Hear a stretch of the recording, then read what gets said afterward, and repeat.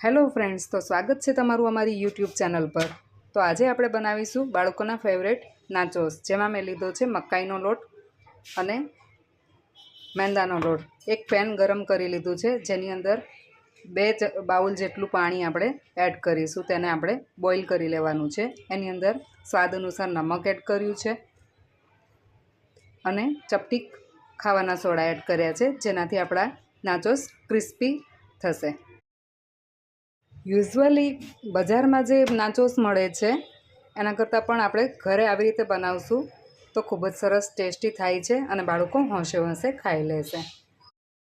પાણી ગરમ થઈ જાય એટલે આપણે એમાં એડ કરી દઈશું આપણો લોટ અને આવી રીતે મિક્સ કરી લઈશું। એકદમ ફટાફટથી મિક્સ કરી લેવાનું છે, જેનાથી લમ્સ ના પડે અને થોડીવાર માટે આપણે એને ઢાંકીને મૂકી દઈશું। 5 થી 10 મિનિટ રેસ્ટ આપ્યા બાદ મેં એક બાઉલમાં આવી રીતે ટ્રાન્સફર કરી લીધો છે લોટને અને ત્યારબાદ આપણે એમાં આવી રીતે મસાલો કરવાનો છે, જેની અંદર મેં નાખ્યું છે અત્યારે મિક્સ હર્બ્સ।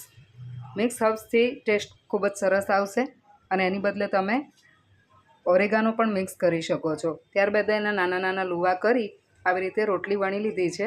ચારે બાજુથી આવી રીતે કટિંગ કરી લેવાનું છે અને નાચોસનો શેપ આપી દેવાનો છે। તો મિત્રો, તમે આ વિડીયો કયા સિટીમાંથી જોઈ રહ્યા છો તો કમેન્ટમાં જરૂરથી લખીને જણાવજો અને આ વિડીયોને એન્ડ સુધી જરૂરથી જોજો।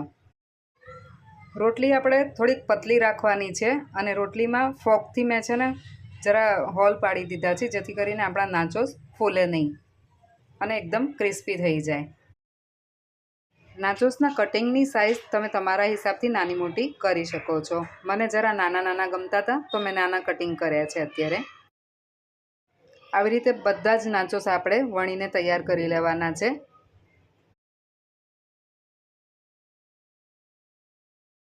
હવે એક બાઉલમાં મેં મસાલો રેડી કર્યો છે। સૌથી પહેલાં મેં લીધું છે ધાણા જીરું,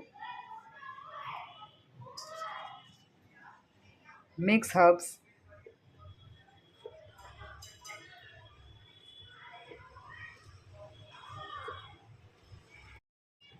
ચીલી પાવડર, અહીંયા તમે ચીલી ફ્લેક્સ પણ લઈ શકો છો।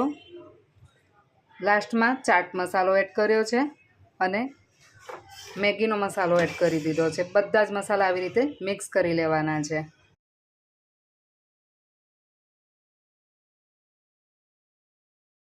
તો મિત્રો, તમે પણ આ રેસીપી ઘરે જરૂરથી ટ્રાય કરજો અને તમારા રિવ્યૂ મને જરૂરથી જણાવશો। મસાલો રેડી છે આપણો। હવે એક પેનમાં તેલ ગરમ કરી લીધું છે, જેમાં મેં આપણે કટિંગ જે કરેલા હતા એ નાચોસ ફ્રાય કરી લીધા છે અને એની ઉપર આપણે જે મસાલો બનાવેલો હતો એ આવી રીતે સ્પ્રિંકલ કરી અને મિક્સ કરી લેવાનો છે। તો જોઈ શકો છો મિત્રો, આપણા નાચોસ તૈયાર થઈ ગયા છે।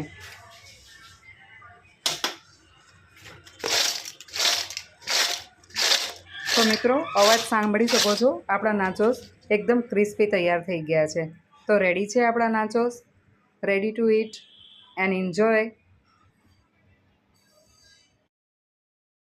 તો મિત્રો, જોઈ શકો છો આપણા નાચોસ કેવા ક્રિસ્પી થઈ ગયા છે। જો હાથમાંથી લઈને બતાવું છું, એકદમ તૂટી પણ જાય છે। તો તમે પણ મિત્રો આ રેસીપીને જરૂરથી ટ્રાય કરજો, ખૂબ જ હેલ્ધી અને ટેસ્ટી છે।